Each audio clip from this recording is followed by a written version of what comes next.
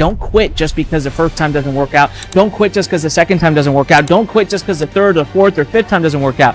As long as each time you've made a new mistake and learned from it, you're golden.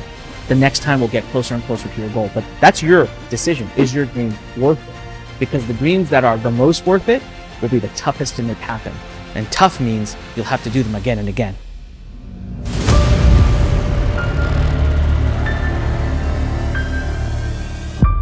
Well, you know what? As an entrepreneur, sometimes when you make mistakes and when things fall apart, the best thing you can do is own up, buck up, and just accept it. And then many of us don't. Many of us let that collapse us. But in my moment, I wasn't going to let that collapse me. I was going to own up, buck up, and I was just going to figure out what to do next. Now, I knew I wasn't ready to start developing it again. I had to readjust. I had to fix the company. I had to get back into a zone, into a mode of making profit. So I backed away from it. And I threw away everything except, I got to be honest with you, that little hard drive of code is still sitting in my parents' basement. I can't get rid of it. I just can't really detach myself from it. One of these days it'll go into, someone said today, the Learn Museum, right? It'll be there. Like, this is where it all started, quote unquote. Okay, so lesson 1, first try, millions lost, failed. You would think I wasn't going to do it again. I don't give up. That ain't the fighting entrepreneur way. So I waited a couple years, got ourselves out of debt. The minute we were back and doing well, what did I do? I said, okay, I learned my lesson. I ain't going back to India. I'm not hiring a bunch of outsourced people. I'm going to learn more. I'm going to hire the right people who built platforms. So I found a company out in South Carolina, Myrtle Beach. That was an outsourced development company. Flew down there, spent time with them, started to develop. Guess what? Within months, fell apart. So what happened now? Why did I waste more multi-six figures in development? And it's gone. It's trash again. What the heck? I thought I adjusted and I realigned. Well, I did. See, I learned a few things from my first mistake. The first thing I learned was you can't build with junior developers only. You got to have experience on the table. Okay, well, my second attempt, I did. I had good experience on the table. The first thing I also learned is you can't blindly build, right? I had to learn a little bit more about development schedules and how that works. And so I did. I learned a little bit more. So by second try, I had kind of rectified that. And the third thing that I had really learned is that you can't just keep blindly pouring money in if it's not returning results. Well, months into the second attempt, I pulled the plug. So instead of spending millions this time, I spent a few $100,000, but I pulled the plug. So, hey, come on, that's a lesson learned. I still made good progress, but now I have to analyze, why didn't it work the second time? Well, now this is where I learned the greatest, biggest lesson in development and technology development that you'll ever learn. And that is that if you want to develop a technical platform, you cannot just start, you can't do this, that. You can't regurgitate, you can't vomit words onto paper or onto a program or walk away.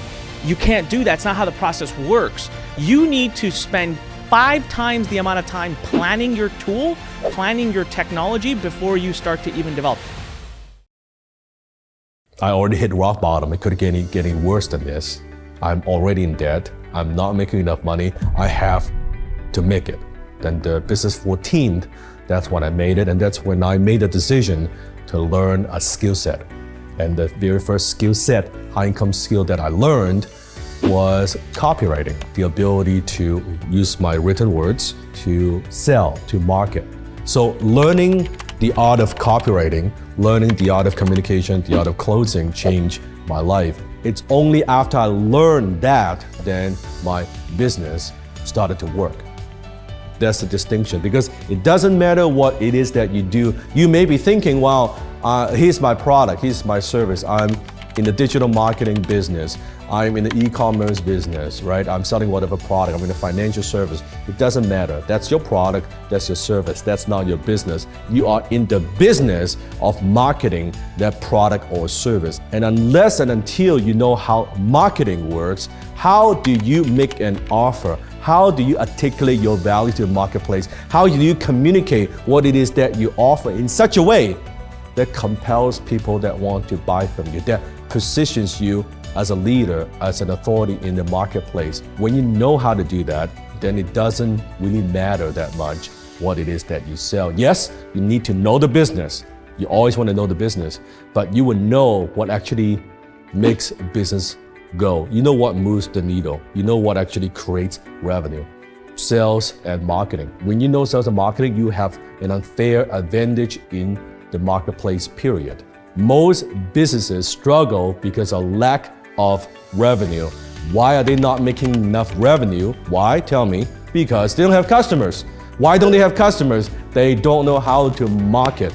They don't know how to create a compelling message. They don't know how to create an engaging story and push it out there in the marketplace in a way that makes people react, that makes people respond, good or bad, that makes people respond in such a way that they want to do business with you. You may have the best product in the world, you may have the best service in the world, you may provide the best service, it doesn't matter.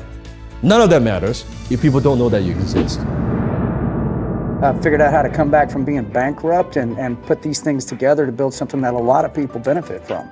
Well, the Australians call it tall poppy syndrome, and it comes from Aristotle. And the idea being that in a poppy field, if any of the poppies grow taller than the others, that it's stealing too much nutrients from the others. And so they'll cut it down. And so anybody that gets too big for their britches, is what the Australians call it, tall poppy. And never they heard say, that. take out the tall poppy. And so we have this weird discussion with success in American culture that we admire someone who works hard and is thrifty and becomes successful until they are, and then it's our job to tear them down. At some point it's it flips. it's like this weird paradox that, you can't just say, I just admire them. Right. You have to go, there must be something wrong. They must have ripped someone off. Because and that's just jealousy and envy, which are, some of the 7 deadly sins, I think. I know that friendships are a big thing to you, Dave, and one great benefit I've had, other than just being your friend, is you go out of your way to keep up with interesting people, all kinds of interesting people that you meet around that impress you for one reason or another from all different walks of life. And every now and then you'll put groups of people together. You've invited me to some of those things, and I'm walking around going, I don't know who all is going to be here, but if they're hanging out with Dave, I know they're going to be cool guys. And you walk in and make these friendships. How important has it been to you in your life to know this realm of people from all different sides? Do you listen to them? Do you ask their advice? Because you're the advice giver. Yeah. Who gives you advice? No, I mean, you become who you hang around with. So choose carefully. And so I want to hang around with people that read books. I want to hang around with people who have good thoughts, that think independently, and that have good critical thinking skills. I love hanging around with people that are really smart and disagree with me. One of my favorite ways to... Tell me about that. Well, one of my favorite ways to become your best friend is to have a really good argument with you. Right. And, and we do some of those on the back porch. Yeah, we do. We have some fun discussions. No, I mean, me and you and Larry Gatlin out there yelling at each other. I mean, voices have gone up. It was never in anger. No, it was more but like I disagree just with because you. he's wrong. Well, hang on a minute, man. What about, I love you, you're totally wrong. Exactly right. But I mean, and you want someone with an intellect like that that's worth sparring with, because otherwise you just whip them.